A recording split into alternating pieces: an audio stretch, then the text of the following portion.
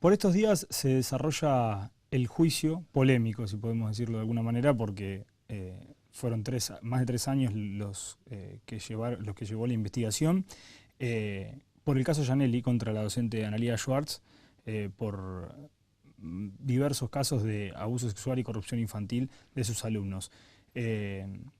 ¿Cómo viene siendo el desarrollo del proceso judicial? Bueno, mire, yo cito siempre una frase de Buda que dice que hay 3 cosas que no se pueden ocultar, que son el sol, la luna y la verdad. Yo creo que si tiene algo de bueno el juicio oral, el debate, es que es un ámbito donde se ven los actores, donde se pueden medir quién dice la verdad y quién no, donde la lógica de los jueces puede prescindir de sentimentalismos, de actuaciones y ver claramente desde lo que es la verdad, lo que es la razón, lo que es lo posible. Y creo que en este juicio estamos en una etapa, todavía falta mucho, pero creo que podría terminar en estos días, que no hay mucho más para que se realice en el juicio, donde para mi criterio las cosas están absolutamente claras. Pero bueno, eso después tendremos que esperar el momento en que los jueces se pronuncien. Le pregunto porque la verdad es que la prensa no estuvo autorizada en ningún momento a acceder a lo que es el juicio, porque en la mayoría de las audiencias se mencionaba a los menores y por supuesto por ley no se puede dar a conocer su identidad y ni puede trascender. Se basó mucho la etapa probatoria en lo que son las cámaras Gesell, ¿no es cierto? Algo de lo que usted fue muy crítica en su momento. Sí, yo fui muy crítica y sigo siendo muy crítica porque no me parece que se hayan llevado de la manera adecuada ni por la persona adecuada. Pero bueno, yo creo que la prensa va a poder estar en los alegatos y todo lo que yo tenga que decir me parece que va a ser mucho más prudente decirlo en los alegatos, porque detalladamente me voy a referir a cada uno de los puntos y a por qué lo digo. No es una crítica porque a mí no me gusta, sino una crítica porque tengo fundamentos jurídicos, científicos para decirlo. Por lo que vimos en la primera audiencia, en la primera jornada del juicio, da la sensación como que hay 2 grupos bien marcados, los que la atacan a la docente y los que la defienden. ¿Me equivoco si digo que el último día, sea cual sea el fallo de los jueces, puede llegar a haber algún tipo de polémica, digo, y de enfrentamiento real ahí en lo que es el tribunal? Digo porque la verdad que ese día estuvo al borde, estaban los 2 grupos en la puerta de tribunales, los que la insultaban y los que la defendían. Sea cual sea el fallo, va a haber un sector que va a estar, supongo yo, disconforme, ¿no? Mire, la realidad es que el primer día había un número importantísimo de docentes y un grupúsculo de personas que ni siquiera tenían que ver con los denunciantes, muy pocos. Era gente que también de alguna manera inexistente, que junta agua para su molino, que dice pertenecer a determinadas ONG que ni siquiera sabemos que existen. O sea que también acá hay que ver quiénes son los que intervienen en toda esta historia, quiénes se arrogan ser voceros cuando en realidad no son voceros de nadie. Bueno, pero había familiares también.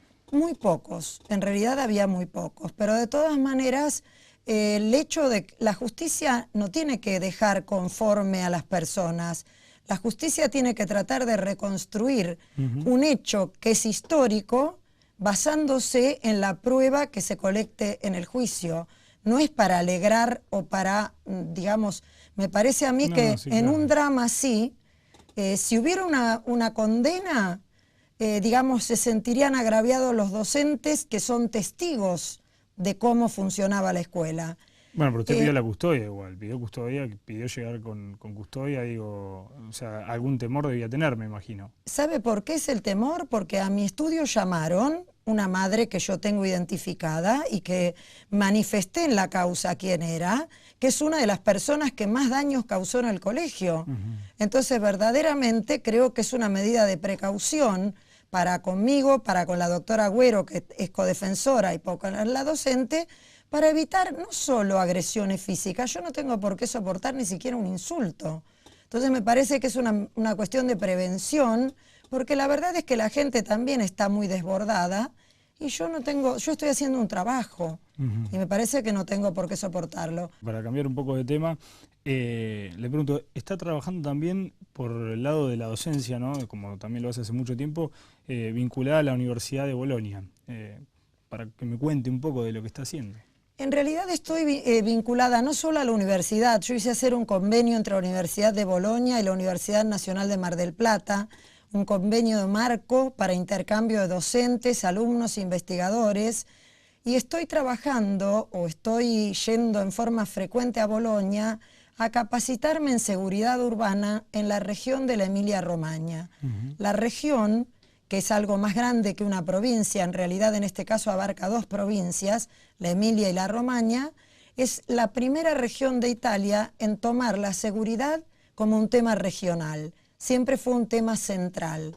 Y se trabaja mucho sobre un aspecto que la Argentina todavía no tiene la cultura para hacerlo y que verdaderamente es la única forma que da resultado, que es sobre el tema de la prevención. Se trabaja desde 3 aspectos: programas sociales, urbanismo y orden público, que son las tres patas sobre las que pivota la seguridad, sin la cual verdaderamente no se va a dar una respuesta.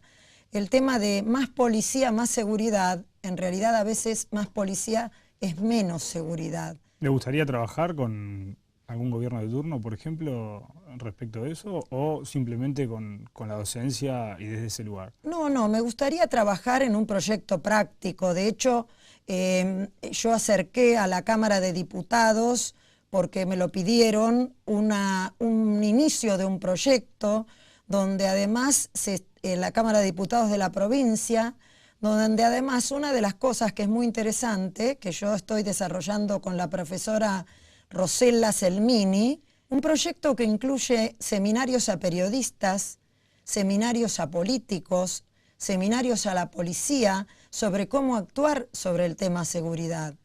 Hace un rato hablábamos de los años que lleva usted trabajando, ¿no?, en la justicia penal de Mar del Plata, y uno la recuerda por su participación en el caso Monzón. Dentro de poco, en el próximo verano, en realidad, se van a cumplir 30 años del caso y, bueno, queríamos que nos contara un poco lo que había sido eso, ¿no? ¿Qué recuerdos tiene? ¿Cómo era Carlos Monzón? Carlos Monzón era, como dijo el doctor D'Angelo, un hombre rudo y simple, pero era un hombre muy inteligente, que no fuera instruido porque las oportunidades en la vida no se lo permitieron, no quiere decir que no fuera muy inteligente. Carlos Monzón me dijo a mí el primer día del juicio: yo con este tribunal, sobre todo con la integrante femenina, ya estoy condenado, antes de que el juicio tuviera su desarrollo. Carlos Monzón lo recuerdo cómo venía caminando por el penal con un jogging que decía Monzón, y cómo era él mismo, no estaba derrotado, a pesar de estar detenido. Carlos Monzón fue un chivo expiatorio, porque en realidad se destapó el tema de la mujer golpeada a partir de Monzón, y yo dije una frase que se sacó de contexto y que me valió un etiquetamiento bastante feo por parte de las mujeres, que es que Monzón no estaba siendo juzgado por si durante su vida había golpeado o no mujeres, que estaba siendo juzgado por si había matado o no a Alicia Muñiz. Y yo hoy en día aún sigo absolutamente convencido que se cayeron ambos por accidente, que Monzón nunca tuvo la intención de matar a Alicia Muñiz. Yo tenía una grabación de audio que se difundió en un canal de Buenos Aires un par de años atrás, donde él lo cuenta muy claramente. Y el recuerdo que me queda de Monzón es, primero, no tuvo un juicio justo, no nos permitieron tener los peritos que hubieran mostrado cómo fue realmente la caída de ambos, nos impidieron, eso hoy no podría ocurrir, con el juicio oral actual no podría ocurrir. En esa época el juicio oral era muy limitado, era con el manejo del tribunal, las partes éramos prácticamente digamos, las partes era más que nada era el tribunal y las partes estábamos ahí con una intervención mucho más acotada. Y lo último que recuerdo es que lo fui a ver a la cárcel de Las Flores en Santa Fe, una cárcel de tipo rural, que hacía mucho calor y que Monzón me acompañó hasta la puerta, era muy alto, y que me acarició la cabeza, así me dijo, cuídate mucho, porque yo viajaba en auto, en ese momento seguía viaje, y él me lo recomendó como diciendo, cuídate mucho en el viaje.